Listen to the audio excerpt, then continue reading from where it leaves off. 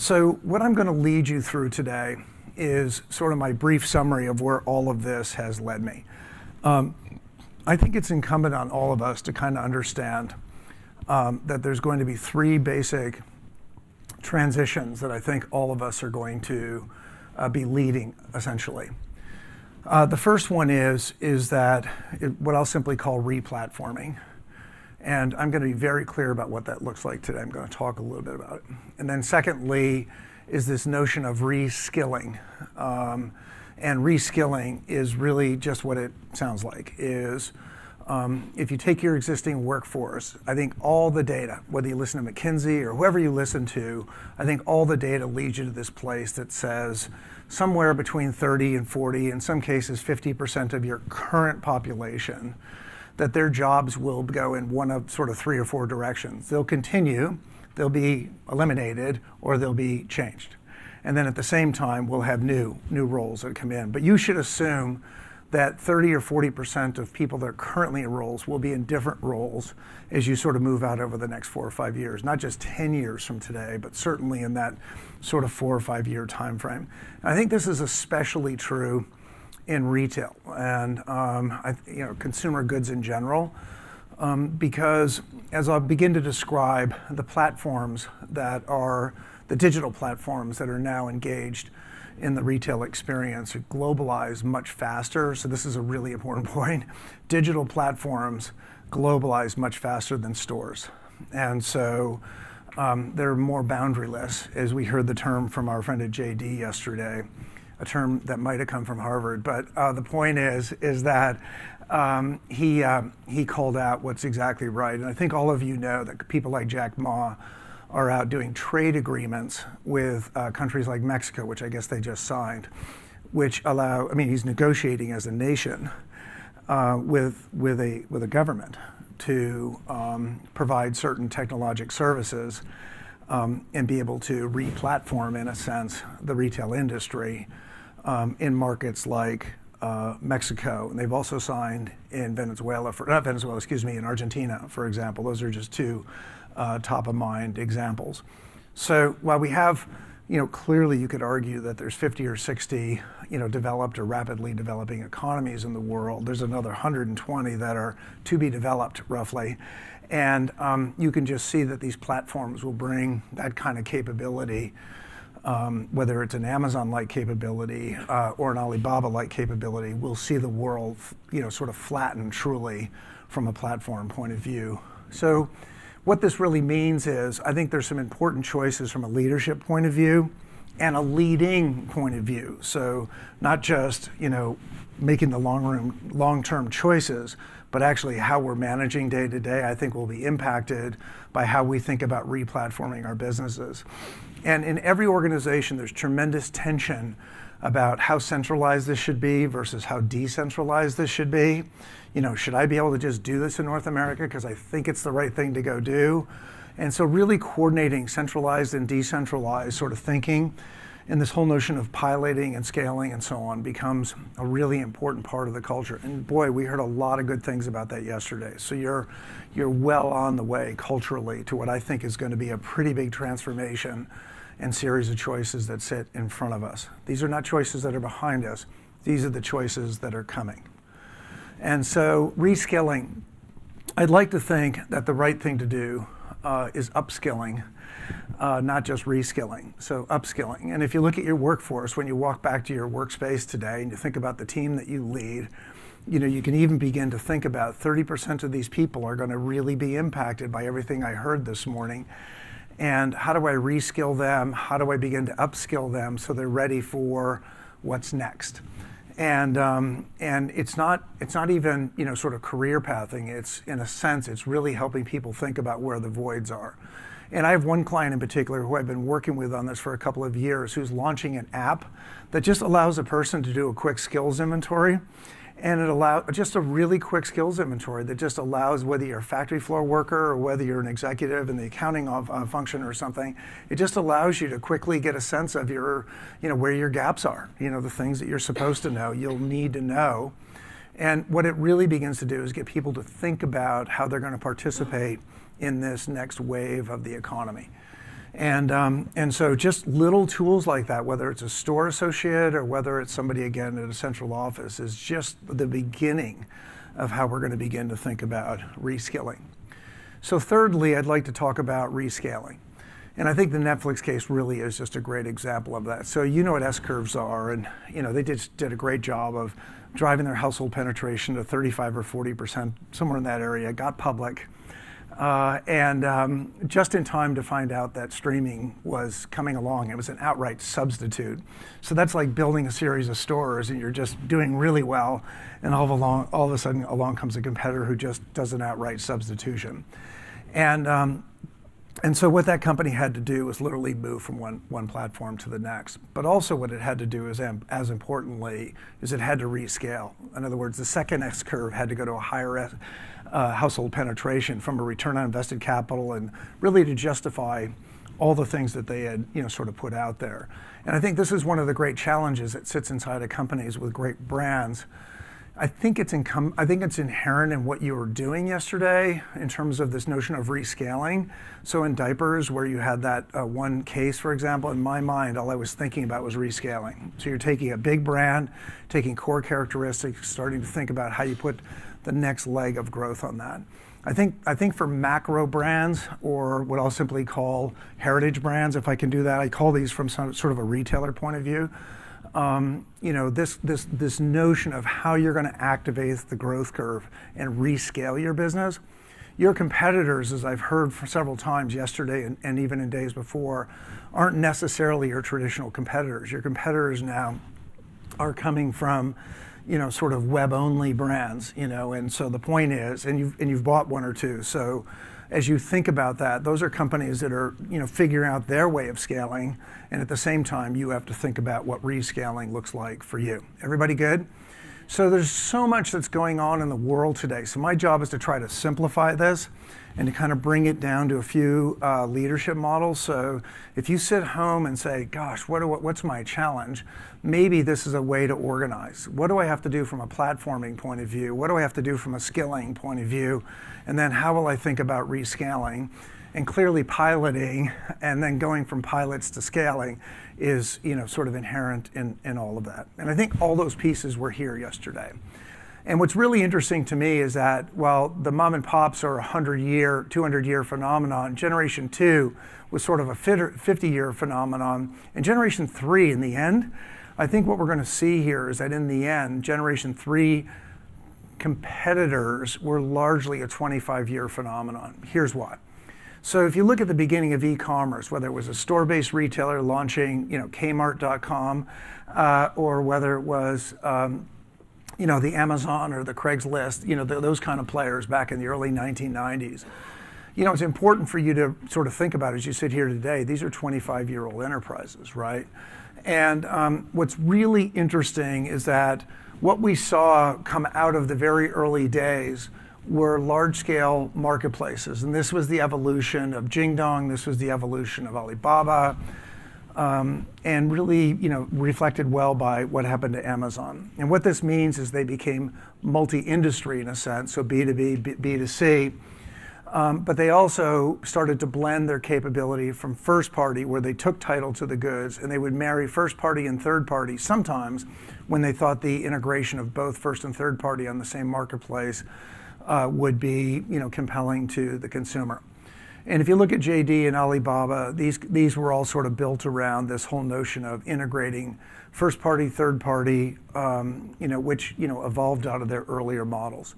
What's interesting today, however, is that we've really, even that simple approach, not so simple approach, excuse me, of marketplaces is already being substituted, right? And I believe that they fully are substituting for everything before it digitally. So we're already at a place, for example, where in the US, which I know this is a global audience, but in the US, keep in mind that Amazon will be over 50% of all digital commerce in North America this year. So on the B2C side. So it's a world where it's very short cycled business models. And what's happening is every succeeding generation is almost logarithmically bigger, In other words, the scale and scope of these platforms are much bigger, and the speed to scale is much shorter. So if you look at the world that we sit in today, we not only have these large multi-sided platforms, but they've gone way beyond the world of commerce, right? Way beyond the world of just basic commerce. And I continue to think that this slide that Alibaba put out there 2 or 3 years ago absolutely crystallizes this notion of the distinction between a marketplace and a platform. So if you look at the top of this slide, they talk about core commerce. Those are just either, well, they're basically all marketplaces, but there's B2B, B2C, there's P2P, consumers selling to individual consumers. There's a lot of different business models in the center top of this slide, right? So they're multi-banner, bringing your G2 vocabulary. This is multi-banner, multi-store, if you want to think about it that way. But what's really interesting is how they pair that with things that are adjacent, such as media and entertainment, but also services. But those we could all argue, Home Depot does some of that. And, in other words, retailers around the world are bringing these kind of things together, adjacent products and services. What's really distinctive in these platforms is that they are monetizing sort of the enabling capability of their own companies.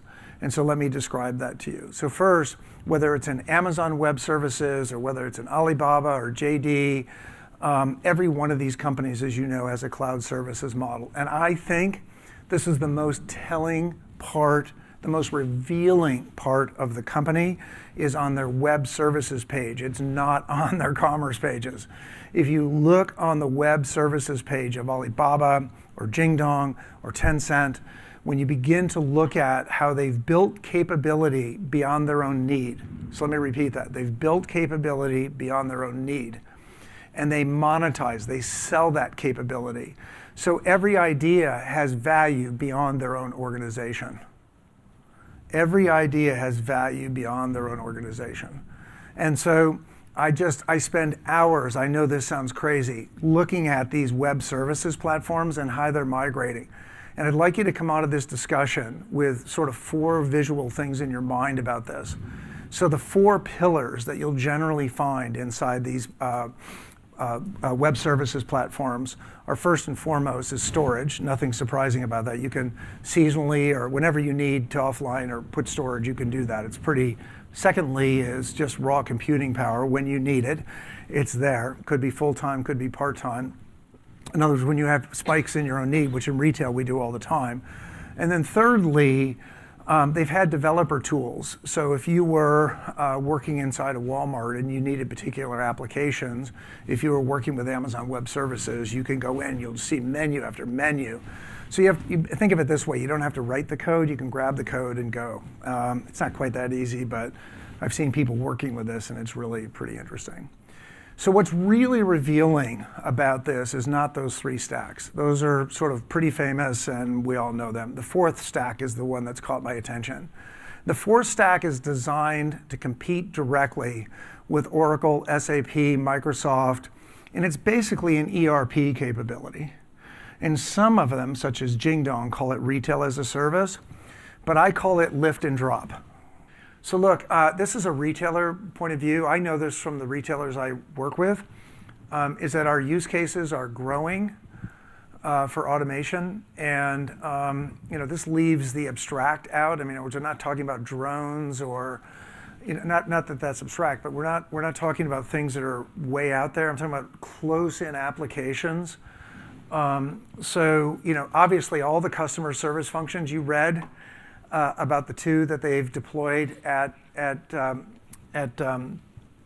Vodafone, excuse me, and pretty impressive, right? And if you look at the cost ratio, they cost $6,000 or $9,000 or $10,000 a year to maintain a bot. It's pretty inexpensive, and generally you replace 3 to 30 people. It just depends on what that repetitive task is that you're automating. But I can imagine a world where a lot of the customer service space is really controlled by this kind of automation.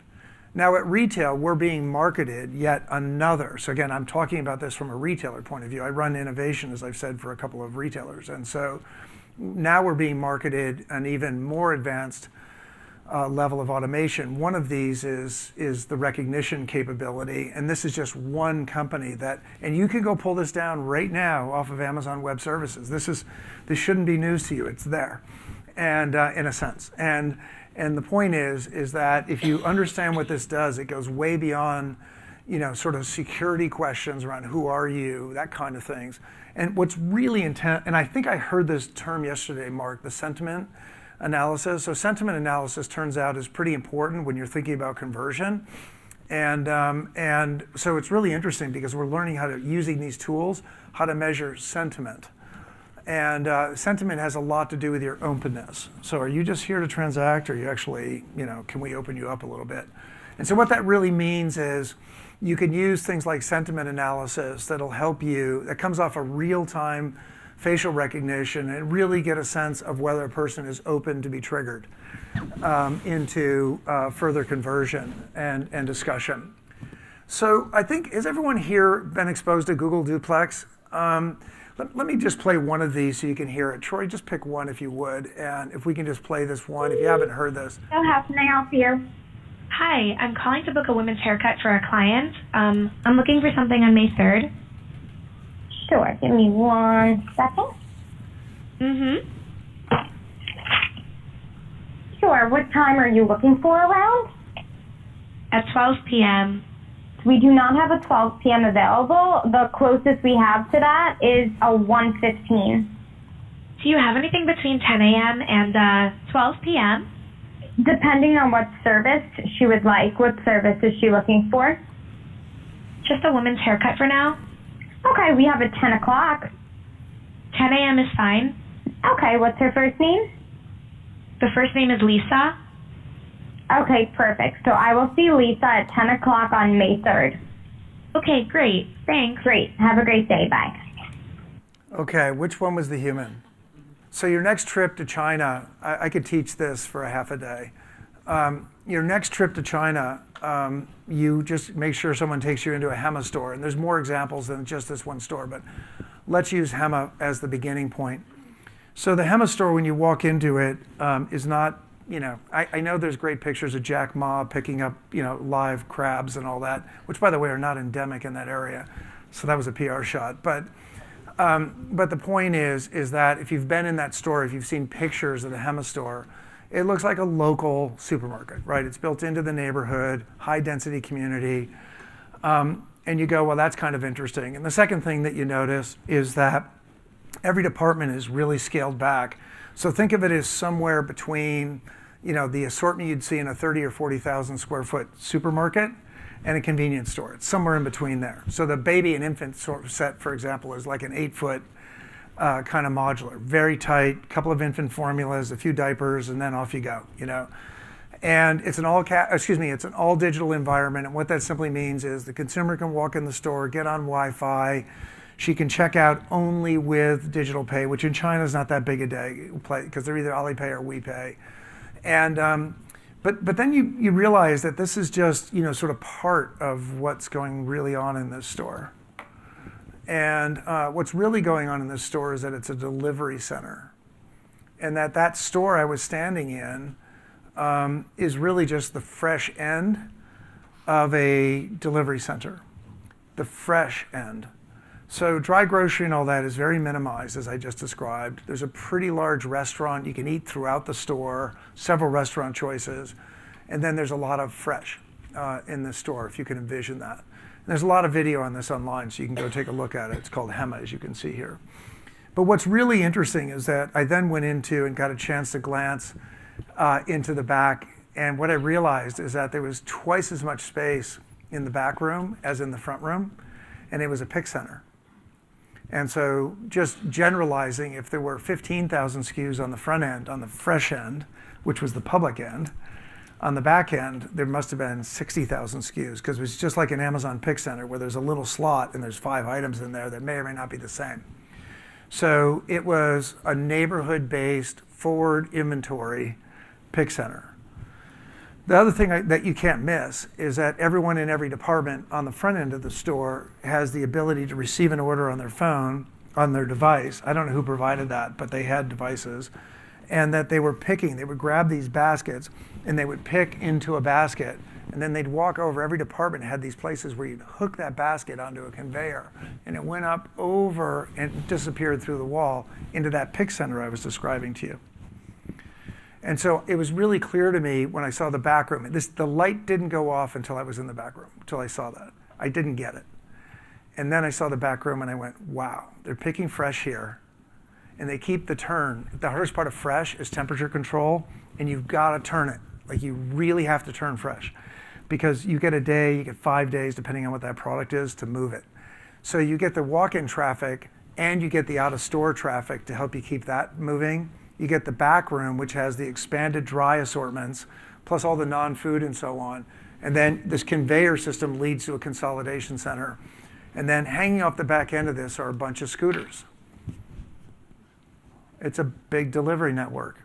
So what they've really created here, and I've actually been in one of these where, what the real brand promise here is 30 minutes, 3 kilometers. Everybody got it? So this is, in my mind, the new global standard of convenience.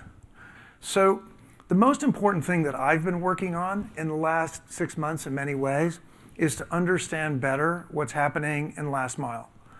Again, redefining convenience is because what's happening in terms of proximity and how we compete proximately. So here's the headline. Last mile delivery networks are much more important than I thought. Right? I thought last mile was always a cost center. And what I've learned is that you can actually scale a last mile delivery network and turn it into a profit center. So if I'm Target, and as an example, not a criticism, or I'm Tesco in the UK, and I'm running a captive delivery network, unless I'm scaling that beyond myself, it's going to be very hard. Everybody hear what I just said? Scaling it beyond myself. This is what the platforms do. Unless I'm scaling it way beyond myself, it's going to be really hard to get to the Grubhub kind of returns on capital. So we went through, and working with a great colleague of ours in the UK, we've started to build a database so you can kind of see everywhere in the world, who's working with whom. And we found that there's 5 or 6 segments, just as you would in any industry, in terms of the types of delivery networks. And then I realized that the value creation model for these delivery networks starts with delivery. Everybody good with that? It starts with delivery, but they go way beyond that, and they go into analytics and demand generation. And what I realized is that they're now controlling the last moment of truth, if you will forgive me. As a retailer, my last moment of truth, which is they're the last ones to touch my shopper. I'm running Burger King as an example. I'm joking, but I mean, if I was running Burger King, the last person to touch my shopper is the person from Grubhub who drops it off. It's not my store associate. So this gets really complicated in terms of how, again, segmentation in this world is everything, just like it is in marketplaces. There's no one marketplace type. There's no one delivery network type. Everybody following me? So there's eight different types of marketplaces. There's 6 or 7 different types of delivery networks. And all of these have to be considered as channels of distribution. So the same way in my old life, there were 70 store types. There's now 70 store types, 9 different marketplace types, and whatever my number was, 6 or 7 different types of delivery networks. So you would never put the same business model, the same messaging, the same approach into any delivery network that you would. In other words, those are all thoughtful points of contact with the consumer. What's clear for me is that if you look at G1 and G2, if someone said, Dan, how did retailers create value back then? The answer was largely about proximity and availability, right? It wasn't about price even, because I'm buying from a distributor. I was not necessarily the price leader, right? And if you looked at how they captured value, it was all through margin and trade spend. And Generation 1 retailers, independent guys, were always fighting with the wholesalers to get the money. And the wholesalers were always trying to hold on to the margin, and that was always the game. And then if you really looked at G2, the way that they captured value, if you just stay with me, everybody, what's really important is you notice as you go left to right, the definition of convenience changes every time. There's some commonality from left to right. Convenience gets more convenient. Everybody have that statement? Okay, secondly, costs get even lower, right? So OpEx gets lower, right? And thirdly, I'll go there, is that on-hand inventories get lower. So, and price transparency gets higher, right? So yeah, it is a network, right? So the point really is that as you move from the left to the right, the value creation model changes significantly, but there's great commonality. So if you contrast G1 to G3, G3 was profound because we introduced some level of transparency, infinite availability, price transparency, integrated services. You could get Home Depot or whatever. You could go to any retailer in the world and they would sell you services to go along with your product.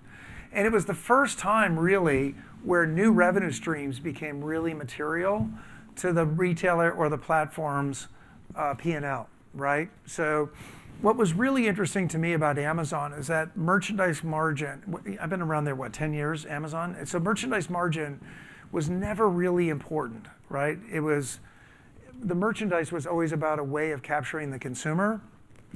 And it was all the other stuff. Think of that as the below the line capabilities, Amazon Web Services, that ultimately paid for the show.